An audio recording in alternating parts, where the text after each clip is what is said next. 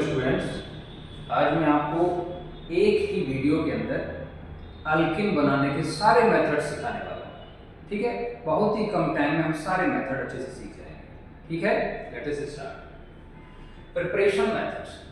सबसे पहले हम ले रहे हैं by reduction of alkenes and alkynes.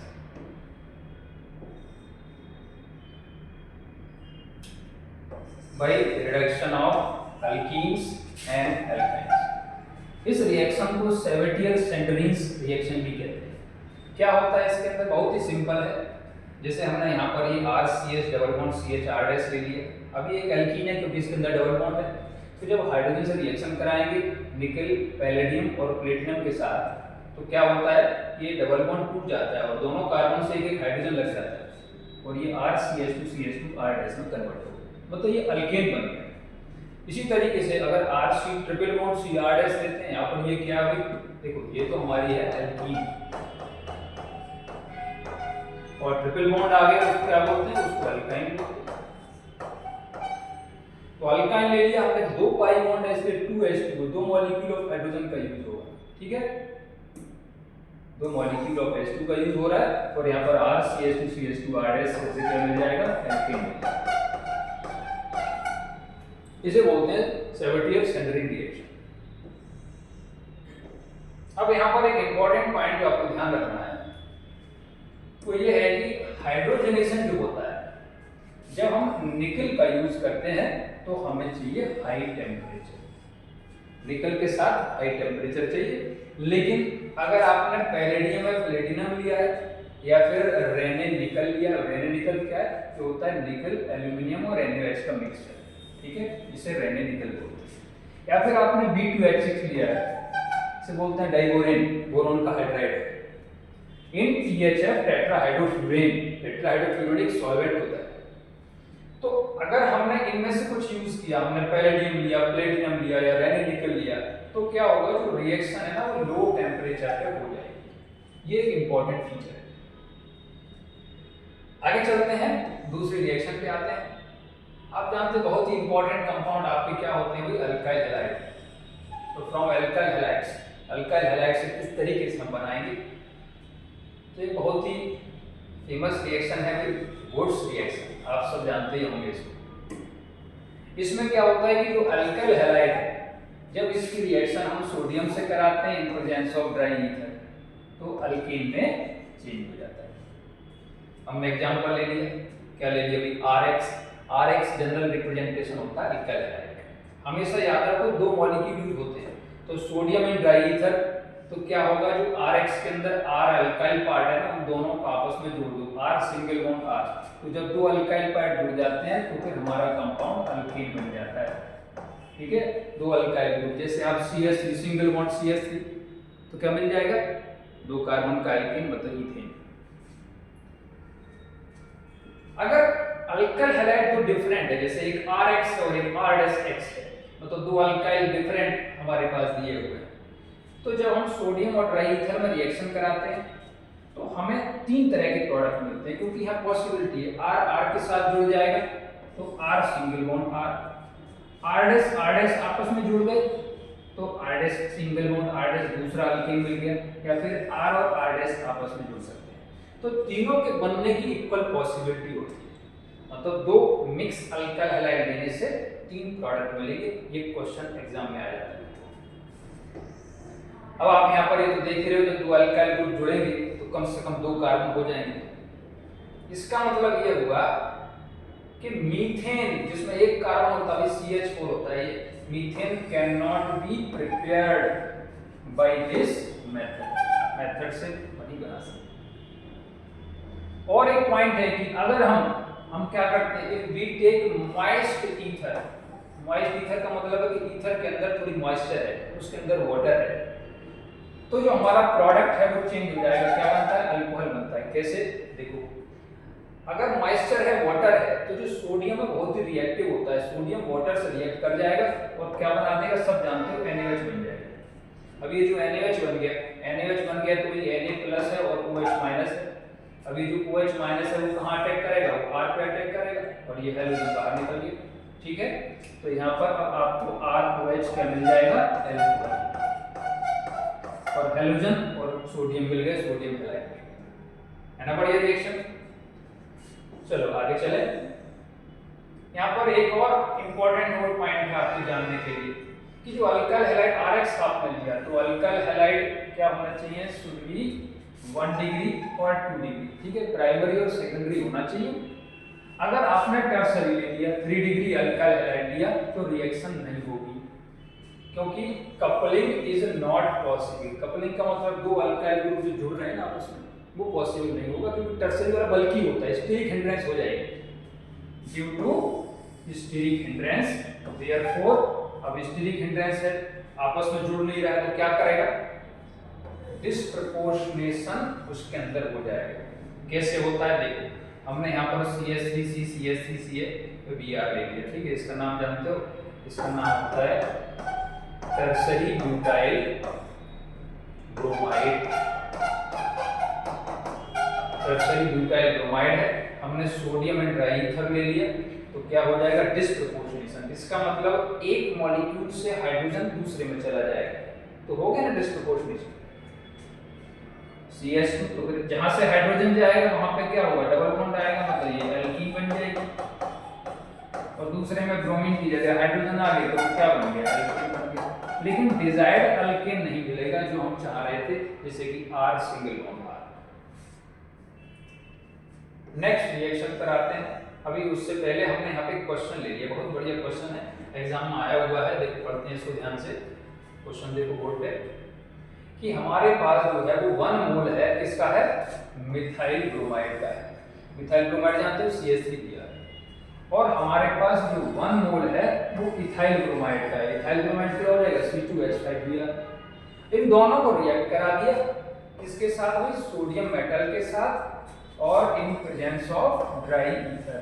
तो ये तो समझ में आ गया कि अल्काइल हैलाइड है, दो डिफरेंट तरीके के हैं और ये वुड्स रिएक्शन हो रही है। इफ देयर इज, ये कह रहा है if there is equal possibility of formation of all products, जिसे मैंने ऊपर समझाया आपको, then calculate the mass of propane. 3 product कौन से बनेंगे पहले उन्हें आइडेंटिफाई कर लेते हैं।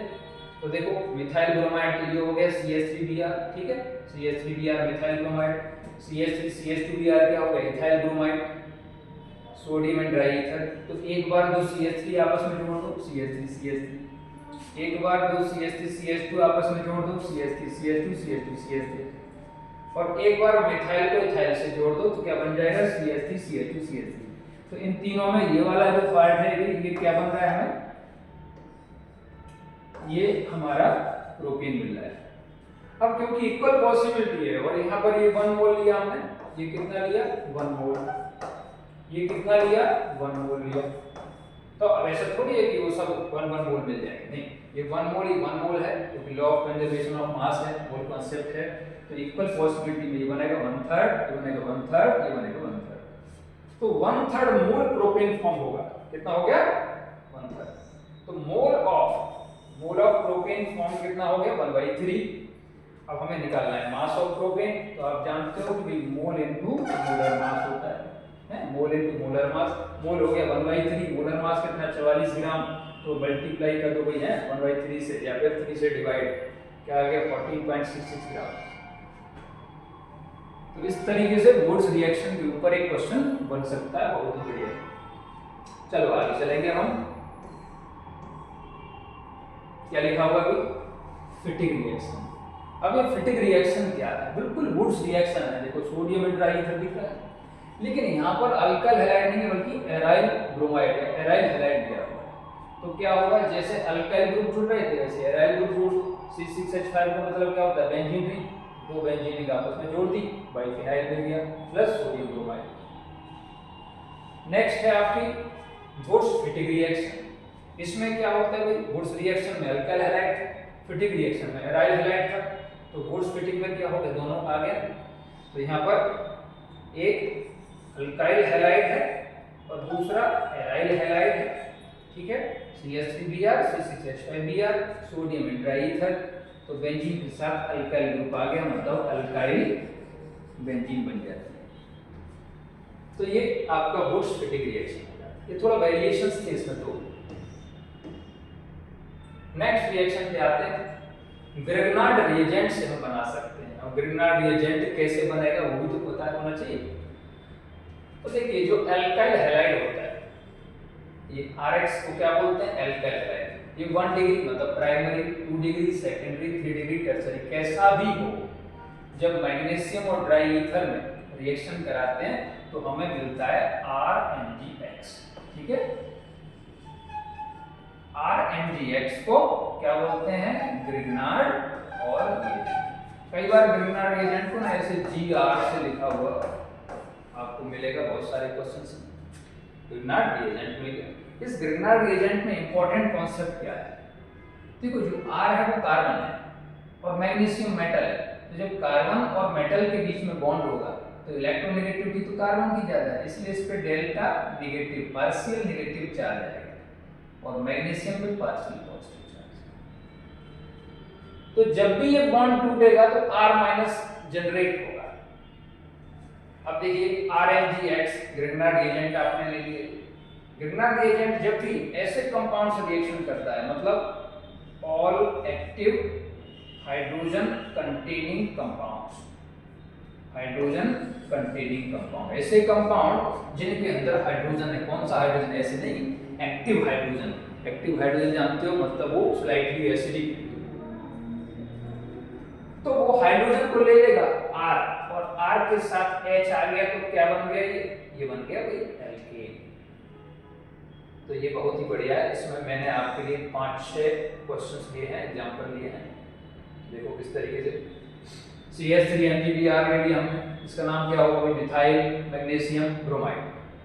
ठीक है, तो H2O लिया, H2O में एक्टिव हाइड्रोजन है, हाइड्रोजन कौन ले लेगा? मिथाइल, तो बना दिया CH4 और बाकी जो रिमेनिंग पार्ट है वो आपस में जोड़ के दे देंगे। ठीक है, रिमेनिंग पार्ट ROH ले लिया, अल्कोहल, तो हाइड्रोजन कहां चला गया? CH3 के पास, बन गया CH4 प्लस रिमेनिंग पार्ट आ गया MgBr। अमोनिया लिया, तो अब याद रखो अमोनिया में फिर हाइड्रोजन इधर चला गया CH4 प्लस रिमेनिंग पार्ट। जो हमारे अल्काइन होते हैं जिनमें टर्मिनल, ठीक है, टर्मिनल ट्रिपल बॉन्ड होता है, टर्मिनल अल्काइन होते हैं, वो भी एसिडिक हाइड्रोजन रखते हैं, तो ये हाइड्रोजन भी इसके साथ आगे बन गया CH4 प्लस MgBr और ये सब बचा हुआ पार्ट लग जाएगा। RCOOH, तो ये तो एसिड है, एसिड में तो एक्टिव हाइड्रोजन होता ही, तो हाइड्रोजन चला गया CH4 बन गया। फिनॉल में भी हाइड्रोजन एसिडिक होता है, फिनॉल का हाइड्रोजन चला गया, इस तरीके से इसमें CH4 बन गया। तो ग्रिग्नार्ड रिएजेंट जो है वो इस तरीके से क्या बना सकता है? अल्कीन बना सकता है। नेक्स्ट रिएक्शन की बात करेंगे और इस रिएक्शन का नाम क्या है? देखो ध्यान से, इसका नाम है भाई कोरेहाउस सिंथेसिस। ठीक है, ये रिएक्शन का नाम।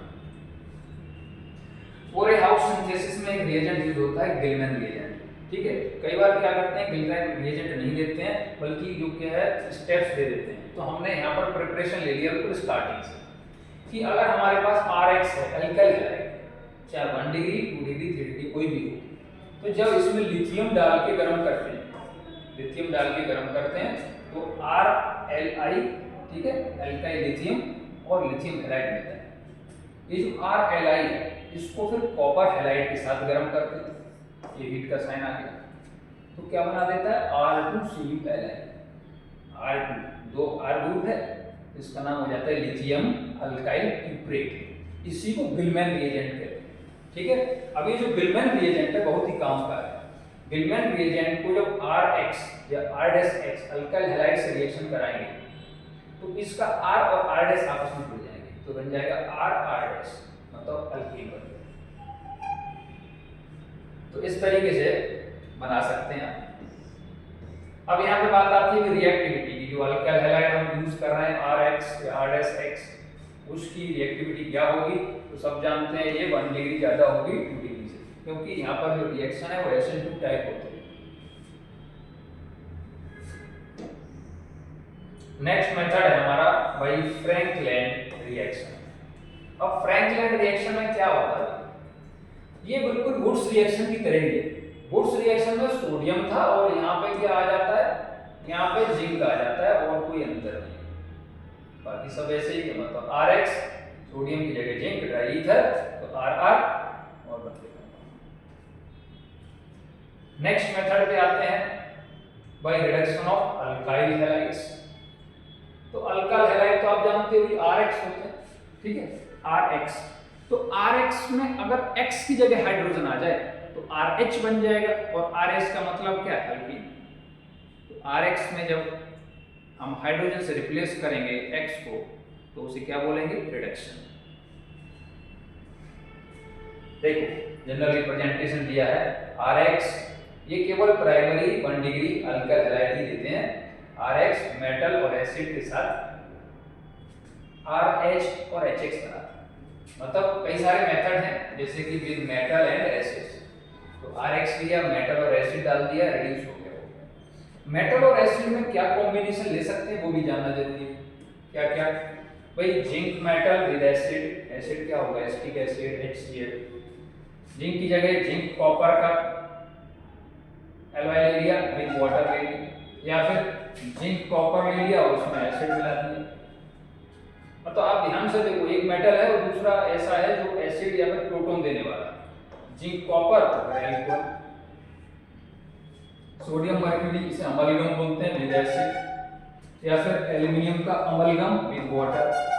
तो ध्यान से देखोगे, याद करने की जरूरत नहीं है, सब समझ में आ गया कि एक मेटल है और दूसरा ऐसा है एसिड, वाटर या अल्कोहल। ठीक है, नेक्स्ट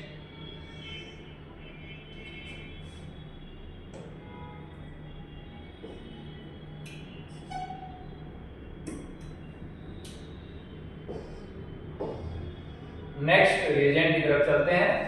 क्या कह रहे हैं ये, with metal hydrides. Metal hydride बहुत ही इंपॉर्टेंट रिड्यूसिंग एजेंट होते हैं।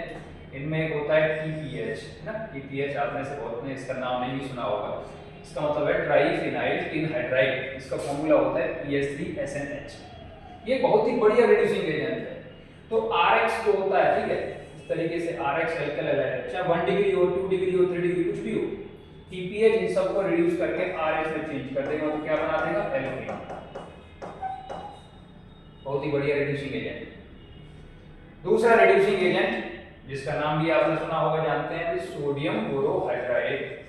ठीक है, फॉर्मूला क्या होता है, NaBH4, सोडियम बोरोहाइड्राइड। तो यहाँ पर इसकी स्पेशलिटी ये है कि ये RX अल्काइल हैलाइड केवल 1 डिग्री और 2 डिग्री को ही क्या करता है, रिड्यूस करता है और RH में चेंज कर देगा। मतलब टर्सरी अल्काइल हैलाइड को रिड्यूस नहीं कर पाता। इसी तरीके से लिथियम एल्यूमिनियम हाइड्राइड भी होता है, LiAlH4 इसको रिप्रेजेंट करते हैं। ये भी 1 डिग्री और 2 डिग्री को ही रिड्यूस करता है और RH अल्कीन में चेंज करता है, लेकिन ये टर्सरी को अल्कीन में भी चेंज कर देता है। मतलब ये थोड़ा सा सोडियम बोरोहाइड्राइड से इसका डिफरेंस हो गया। नेक्स्ट हमारा रिड्यूसिंग एजेंट है, कौन सा है भाई, रेड फास्फोरस और HI का मिक्सचर। ठीक है, इसे लिख सकते हैं HI plus phosphorus, phosphorus red phosphorus, ये भी एक अच्छा रिड्यूसिंग एजेंट। तो RX अल्काइल हैलाइड ले लिया प्लस 2HI हाइड्रोजन आयोडाइड, और क्या बना देगा, देखो X की जगह H आ गया, तभी तो रिडक्शन है, प्लस I2। अब आप सोचेंगे, कई बार पूछ लिया जाता है कि भाई यहाँ पर जो है रेड फास्फोरस के यूज हो रहा है, तो red phosphorus is used to remove I2, जो आयोडीन है उसको रिमूव करता है। मतलब फास्फोरस प्लस I2 तो क्या बन जाता है, Pi3, इस तरीके से रिमूव कर देगा। हमने यहाँ पर और भी बहुत एग्जांपल ले रखे हैं, देखो ध्यान से, 5-6 एग्जांपल और लिए हैं। जैसे अल्कोहल है ROH, अल्कोहल है तो भी HI उसको RH में चेंज कर देगा। एल्डिहाइड है RCHO, तो भी क्या बना देगा, उसको RH में चेंज कर देगा, या फिर RCH3 में चेंज कर देगा।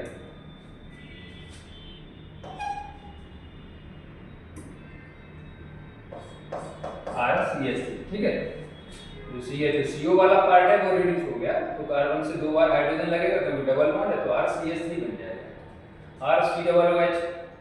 ठीक है, तो RCOOH में भी क्या बन जाएगा, RCH3, ये भी चेंज कर देते हैं, ये तो लिखा हुआ है RCH3 हो गया। RCOCl में तो अब आप ध्यान दो, इसमें जो कार्बन है CO वाला फिर से क्या हो गया RCH3, RCOO R डैश है तो भी क्या बन गया RCH3। तो इस तरीके से जो HI है वो सबको रिड्यूस कर देता है। अब यहाँ पर आपको पता होना चाहिए कि जो रिएक्टिविटी है वो रिएक्टिविटी का ऑर्डर क्या होता है। इसकी reactivity of RX alkyl halide की हम मेनली बात कर रहे हैं। तो जो RI है उसकी रिएक्टिविटी सबसे ज्यादा होती है, फिर RBr फिर RCl। क्यों ऐसा होता होगा? क्योंकि आप जानते हैं कि हैलोजन में आयोडीन सबसे बड़ा है, आयोडीन RI सबसे बड़ा हो गया तो उसकी बॉन्ड लेंथ ज्यादा होगी, बॉन्ड एनर्जी कम होगी, इसलिए रिएक्टिविटी बढ़ जाएगी, जल्दी से टूट जाएगा और रिएक्ट कर जाएगा। तो RI मोस्ट रिएक्टिव है, फिर RBr RCl। यहाँ पर एक पॉइंट आपको ये बताया जाएगा कि जो RF होता है वो डज नॉट रिएक्ट है, रिएक्ट नहीं करता है। क्यों नहीं करता है? It does not give this reaction क्योंकि ड्यू टू स्ट्रॉन्ग RF। जो RF होता है ना, फ्लोरीन स्मॉल साइज बहुत स्ट्रॉन्ग बॉन्ड है, इसलिए वो रिएक्ट नहीं करता है। यहाँ तक हमने अल्काइल हैलाइड के मेथड्स पढ़ ली। अब इससे आगे चलेंगे हम और कार्बोक्सिलिक एसिड से कैसे एल्कीन बनाएंगे वो देखने जा रहे हैं। देखिए एक ही वीडियो में सारे प्रिपरेशन आप पढ़ोगे तो वीडियो थोड़ा सा लंबा हो जाएगा, लेकिन फिर भी हम मिनिमम टाइम में इसको कर लेंगे। एग्जाम बहुत क्लोज है, बहुत ही इंपॉर्टेंट रहेगा, आपके लिए यूजफुल रहेगा। From carboxylic acids. अब कार्बोक्सिलिक एसिड से कई सारे मेथड हैं, जिससे एक मेथड होता है डीकार्बोक्सिलेशन। डीकार्बोक्सिलेशन में क्या यूज होता है? Soda lime. सोडा लाइम होता है NaOH और CO का मिक्सचर, इससे डीकार्बोक्सिलेशन होता है। ऐसा क्वेश्चन पूछा जाता है कि कैल्शियम ऑक्साइड क्यों दिया गया? जो कैल्शियम ऑक्साइड है वो हाइग्रोस्कोपिक होता है ना। हाइग्रोस्कोपिक का मतलब होता है कि वो मॉइस्चर को एब्जॉर्ब कर लेता है, और मॉइस्चर एब्जॉर्ब हो जाएगी तो जो NaOH है वो आपका ड्राई रहेगा, NaOH वाटर के कांटेक्ट में नहीं आएगा। देखो फॉर एग्जांपल RCOO Na, मतलब हमने यहाँ पर ले लिया ये sodium carboxylate, RCOO Na, soda lime डाल दिया, गर्म किया तो बन जाएगा RH और सोडियम कार्बोनेट मिलता है। तो ध्यान देने की बात यह है कि यहाँ पर जो है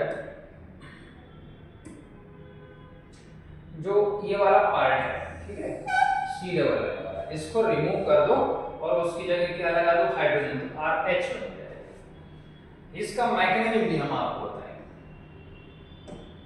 मैकेनिज्म में हमने RCOOH ले लिया, NaOH जो बेस होता है। अब बेस क्या करेगा भाई? उसमें OH नेगेटिव आयन है, Na+OH माइनस ने प्रोटॉन ले लिया, H ले लिया और H को रिमूव कर दिया। अब यहाँ पर नेगेटिव चार्ज आ जाएगा तो बन गया RCOO-। अब कैल्शियम ऑक्साइड NaOH के प्रेजेंस में फिर से गर्म किया इसको, तो ये स्टेप स्लो होता है, इसलिए इसको RDS बोलते हैं। RDS का मतलब जानते हो? Rate determining step. RDS step मतलब रेट डिटरमाइनिंग स्टेप। तो इस तरीके से यहाँ से फिर CO2 अलग हो जाता है और बन जाता है R-। को क्या बोलते हैं? इसको बोलते हैं कार्बन आयन, ठीक है, क्योंकि नेगेटिव चार्ज कार्बन तो उसे कार्बन आयन बोलेंगे, और सोडियम कार्बोनेट बन गया। ये जो कार्बन आयन है वाटर से एक प्रोटॉन लेके क्या बना लेता है? RH। इस RH को क्या बोलेंगे? अल्कीन। तो इस तरीके से अल्कीन बनता है। अब ये मैकेनिज्म आप सोच रहे हैं मैंने आपको क्यों बताया? क्योंकि यहाँ पर जो R- जनरेट हो रहा है ना, इस पर नेगेटिव चार्ज से बोलेंगे कार्बन आयन। तो देखो आगे, as carbon ion is the intermediate, ठीक है, तो कार्बन आयन पर नेगेटिव चार्ज है तो माइनस आई ग्रुप्स जो है वो क्या करते हैं? उसको स्टेबलाइज करेंगे और इंक्रीज कर देंगे द रेट ऑफ डीकार्बोक्सिलेशन। मतलब माइनस आई ग्रुप लगा होगा तो डीकार्बोक्सिलेशन इजीली हो जाएगा। Therefore decarboxylation also takes place, है ना, कब हो जाएगा? ओनली हीटिंग ओनली, मतलब केवल गर्म करने से ही हो जाएगा। आप सोचेंगे गर्म करने से तो होता ही, देखो सोडा लाइम डालने से हो रहा है, लेकिन यहाँ पर कुछ ऐसे केस हैं यहाँ पर सोडा लाइम की जरूरत नहीं और केवल गर्म करने से ही जो है वो डीकार्बोक्सिलेशन हो जाएगा। कौन कौन से हैं? When compound is gem dicarboxylic acid, ठीक है, और देयर इज कीटो ग्रुप और double bond on beta carbon. सब मैं समझाऊंगा। देखो जेम डाइकार्बोक्सिलिक एसिड तब होता है जब सेम कार्बन पे दो C डबल बचा, तो ये कार्बोक्सिलिक एसिड है। अब सी डबल OH, एक C double OH minus I group की तरह बिहेव कर रहा है। इसका मतलब ये डीकार्बोक्सिलेशन हो जाएगा, यहाँ से ये निकल जाएगी CO2, CO2 रिमूव हो गई। अब ये हाइड्रोजन कार्बन के साथ आ गए, बन गए CH3COOH। तो सिंपली हीटिंग करने से ही हो जाएगा। इसी तरीके से दो और एग्जांपल है, इसको देखो, सी डबल OH, तो ये वाला अल्फा कार्बन हो गया, ये वाला बीटा कार्बन हो गया, इसका नाम क्या हो गया, बीटा कीटो एसिड हो गया ना, बीटा कीटो एसिड।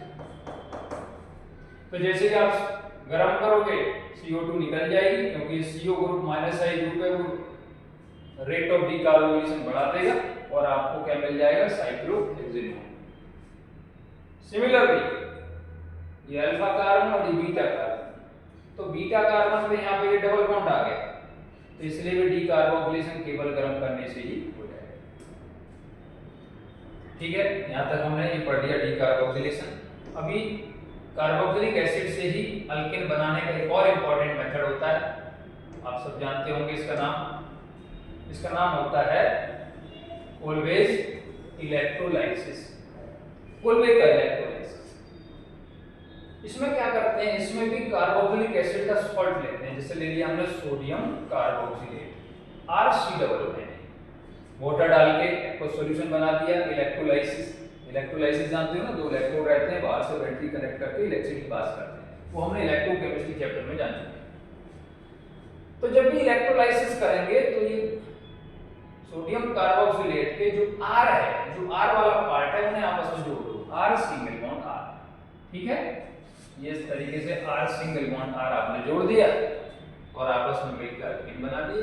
साथ में CO2 गैस, हाइड्रोजन गैस और NaOH बनता है।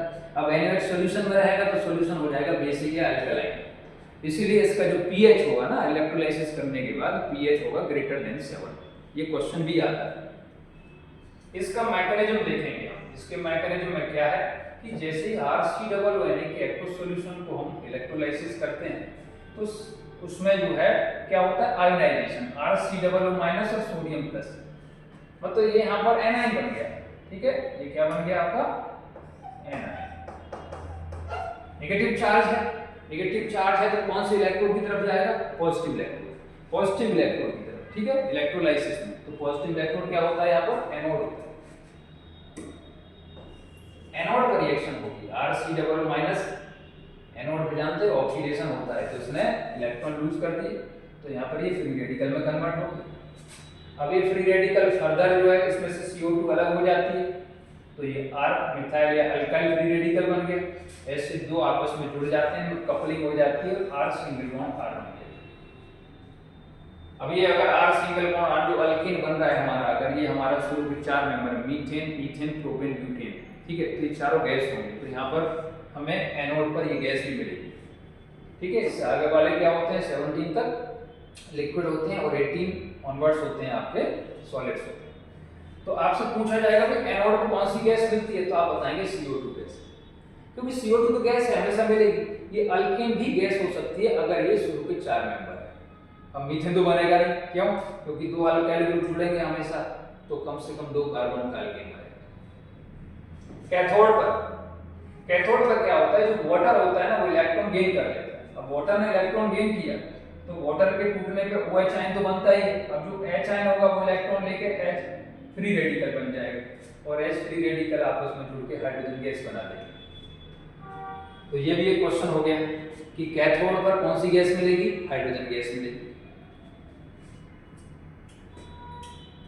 Methane can not be formed by this method, याद रखेंगे। और एक एडिशनल पॉइंट मैंने दे दिया कि प्लस हाई ग्रुप्स अगर है, कहां पर है, अल्फा पोजीशन पे, तो वो डिक्रीज कर देगा, रेट कम कर देगा, जिससे ईल्ड कम हो जाएगी। और अब हम जा रहे हैं लास्ट रिएक्शन की तरफ, लास्ट मेथड की तरफ। ठीक है, और चलो ये मेथड है आपका reduction of aldehydes and ketones, aldehyde और कीटोन। तो इसमें 2 मेथड होते हैं। एक मेथड जो होता है उसका नाम है क्लेमेंसन रिडक्शन।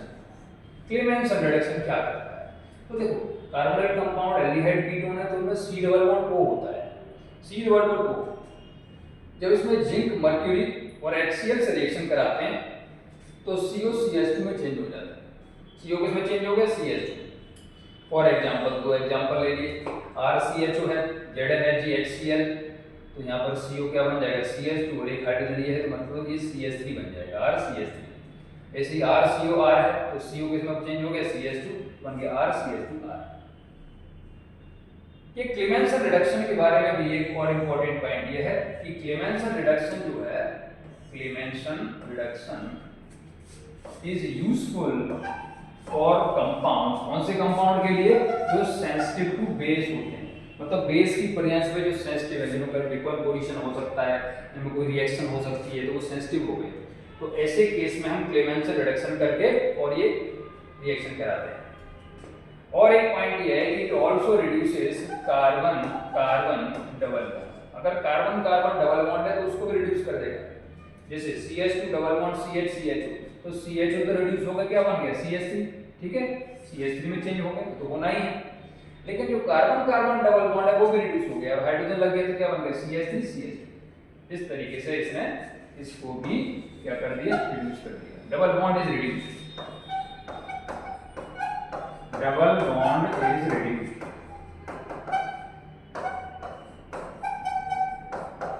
रिड्यूस हो गया। और लास्ट में आता है वोल्फ-किस्नर रिडक्शन। वोल्फ-किस्नर रिडक्शन, इसमें भी CO ग्रुप CH2 में ही चेंज होता है, बिल्कुल पहले की तरह ही रिएक्शन होनी है, लेकिन रिएजेंट होता है NH2NH2 हाइड्रोजन विद KOH, ठीक है। अब इसका यूज क्यों किया गया? आप पूछ सकते हैं सर जरूरत क्या है जब एक ही सेम काम है? तो देखिए क्या होता है, ये उन कंपाउंड के लिए यूज करते हैं जो सेंसिटिव टू एसिड्स होते हैं। जो एसिड के लिए सेंसिटिव है उसे बेसिक मीडियम में वोल्फ-किस्नर रिडक्शन करा के और रिड्यूस करते हैं। इसका इंपॉर्टेंट फीचर ये है कि does not reduce carbon carbon double bond. तो जो कार्बन कार्बन डबल बॉन्ड होगा उसे रिड्यूस नहीं करेगा। जैसे CH2 डबल बॉन्ड CH इसमें NH2NH2 KOH से रिएक्शन कराया, कभी carbon carbon double bond reduce नहीं होगा, ऐसा रहा। तो केवल CHO वाला पार्ट किसमें चेंज हो रहा है? अभी CHO वाला पार्ट जो है वो CH3 में चेंज हो रहा है। Double bond